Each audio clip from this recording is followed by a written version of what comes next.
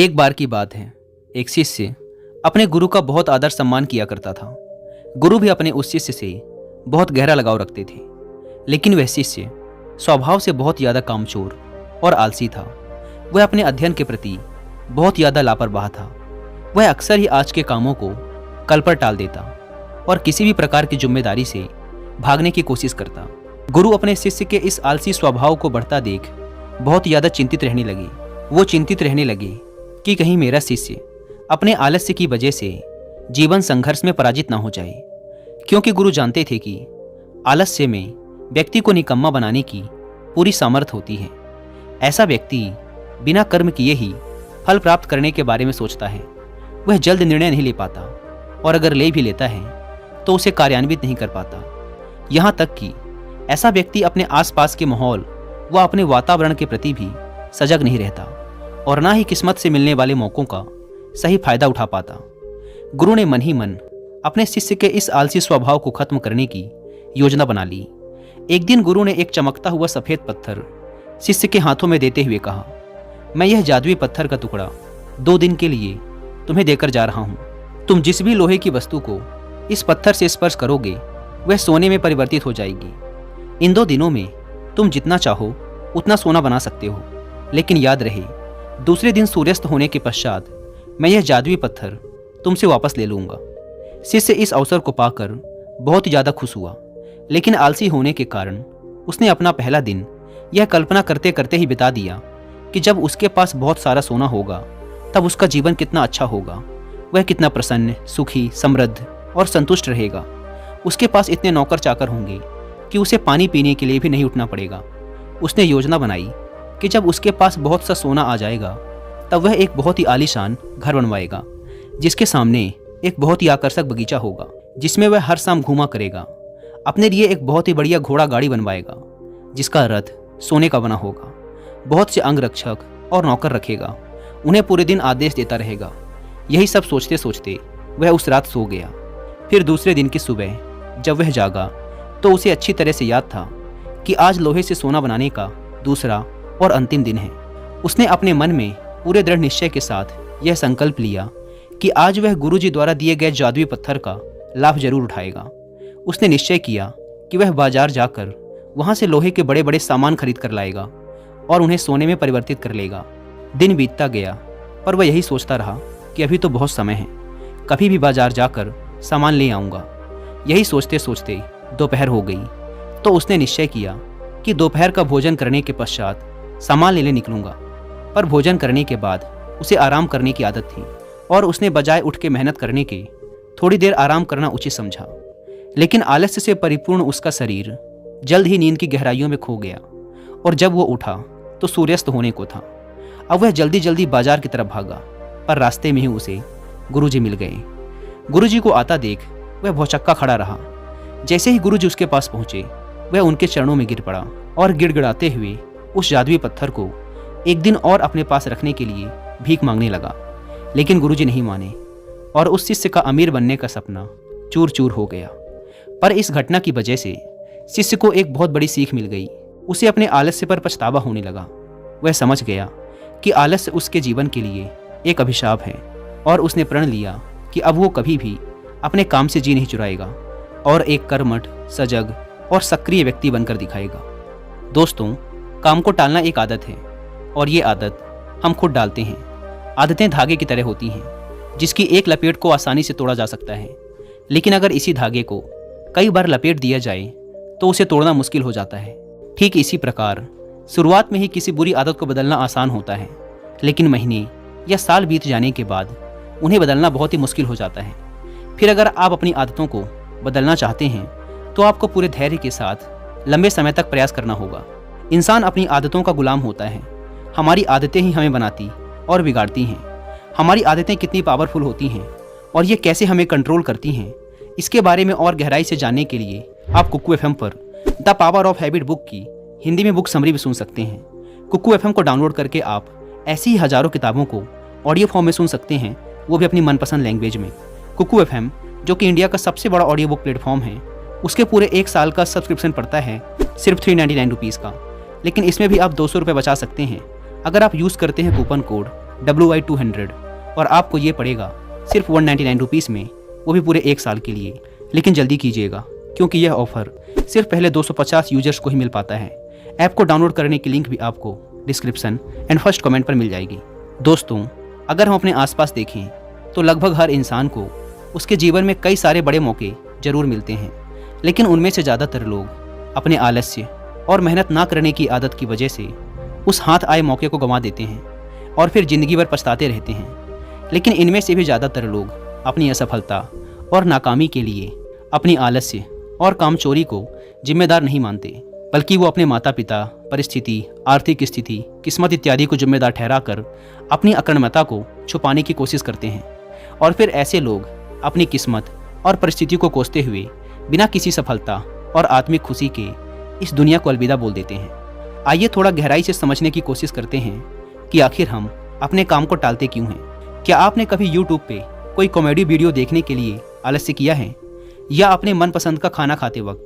नहीं ना, आप केवल आलस्य करते हैं जब आप पढ़ाई कर रहे होते हैं, या ऑफिस के किसी प्रोजेक्ट पे काम कर रहे होते हैं, या फिर घर का कोई काम करना हो।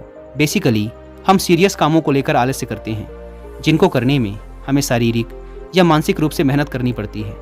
अब अगर आप काम को टालने से बचना चाहते हो तो इसमें आपकी बहुत ज़्यादा हेल्प करती है काम की डेडलाइंस, काम को पूरा करने का एक निश्चित समय या एक फिक्स डेट। मान लो आप एक ऑफिस वर्कर हैं और आपके बॉस ने आपको एक काम दिया जो आपको कल तक पूरा करके देना ही है। तो हो सकता है कि आप आज का पूरा दिन आलस्य करते हुए बिता दें कि अभी तो पूरा दिन बचा है, लेकिन फिर आप पूरी रात जागकर उस प्रोजेक्ट को पूरा करेंगे, क्योंकि कल आपको वो प्रोजेक्ट देना ही देना है, क्योंकि कल के बाद आपके उस प्रोजेक्ट की कोई अहमियत नहीं रह जाएगी। तो यहाँ आपने उस काम को टालने के बाद भी उसे समय पर पूरा किया, क्योंकि यहाँ आपके सामने एक डेडलाइन थी, एक निश्चित समय था और काम पूरा हो गया। काम को करने के इस तरीके को आप अपनी डेली लाइफ में भी अप्लाई कर सकते हैं कि अगले 1 घंटे या 1 दिन में मुझे इस काम को पूरा करना ही है।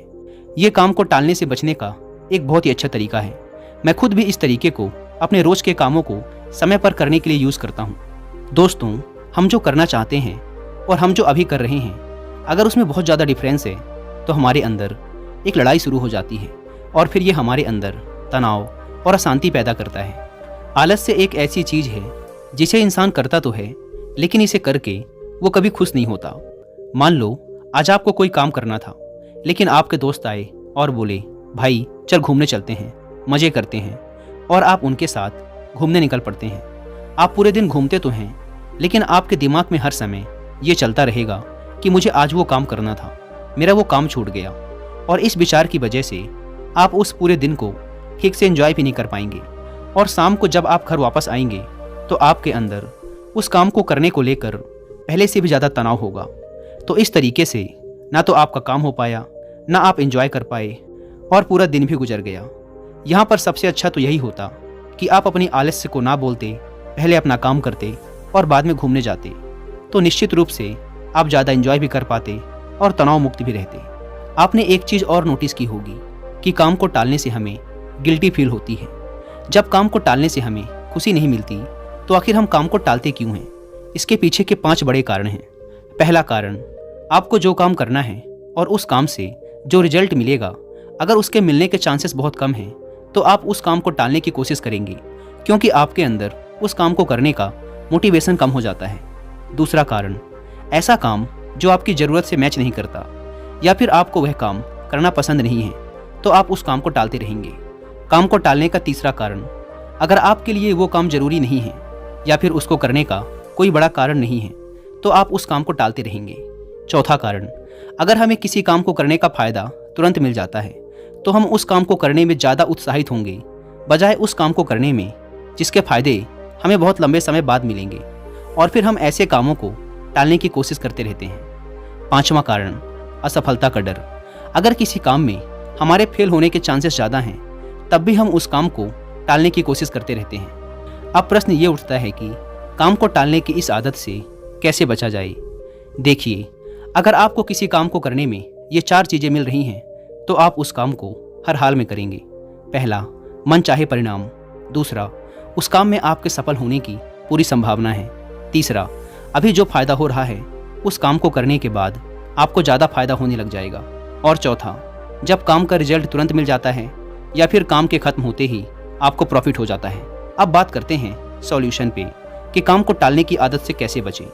तो इसके लिए आप सबसे पहले एक पेन और कागज़ लीजिए और खुद से पूछिए और लिखिए कि आखिर मैं काम को क्यों टाल रहा हूँ। ऐसा करने से आपको कारण पता चल जाएगा कि आखिर आप काम को टाल किस वजह से रहे हैं, और कारण पता चलते ही आपकी आधी समस्या यहीं समाप्त हो जाएगी।